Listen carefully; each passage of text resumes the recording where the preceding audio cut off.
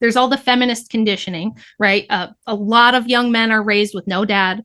They have a female authority figure in the home. They go to daycare and there's a female authority figure there. They go to a public school where 85% of elementary teachers are women, so they have a female authority figure there.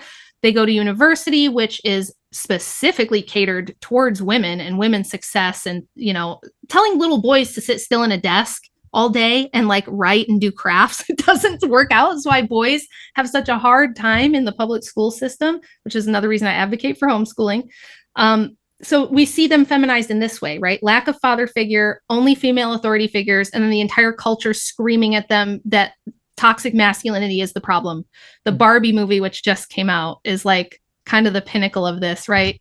Ken is just, nobody cares. He's just an accessory, a brainless boy toy. And the Barbies are the strong, independent, smart ones that run everything and make everything nice. And the boys just ruin everything. So they're raised with all of that. And then on top of that, I'm sure you've probably covered this on your channel, given how your content is, the crashing testosterone rates, crashing fertility rates in men.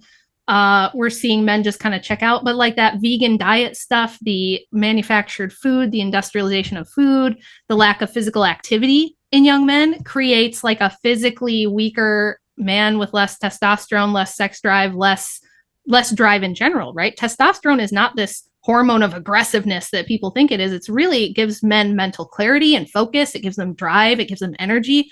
So it makes men big, strong, smart, successful, and innovative. And that's kind of been robbed from them too. It also makes them more likely to disagree. So more likely to win some narrative that in their gut, they can feel this doesn't really make sense. If their testosterone is lower, they're more likely to be like, oh, okay, all right, well, if you say so, I'll do that. There was another thing I was thinking of. I was just talking with a friend about it this morning. It seems like there are more feminine solutions to masculine problems. I do think that male leadership, we can see like the trends over the last 150 years in the electorate, in lawmaking, in the economy, and see that like when men were men and they ran things, it tended to be so much more efficient and a lot more innovative. We've had this massive decline in innovation. We have giant welfare states. We have a huge security nanny state, right? And we have this dominant way of thinking that masculinity is violent and problematic and bad.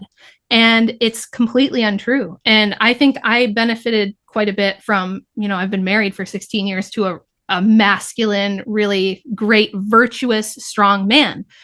He's 100% in control of his emotions. He's as reliable as he could ever be. And it's such a stabilizing force in my life that I'm like, I don't think women who've never experienced that don't know what that's like. I don't think they understand the stabilizing security factor of having competent men who are in control of themselves and can handle their business. It's like it actually prevents all of the chaos and violence and problems that we're talking about. So I would love to see a return to men being masculine. It's just that the whole culture and all of society, just like it beats the motherhood out of young girls, it beats the masculinity out of men at a young age. Even though he's building everything and paying for everything and taking care of it, it's just never enough. And you see this a lot with modern women where they say, oh, I want the man to be 6 foot tall and I want him to make 6 figures and I want him to provide me with this high standard of living.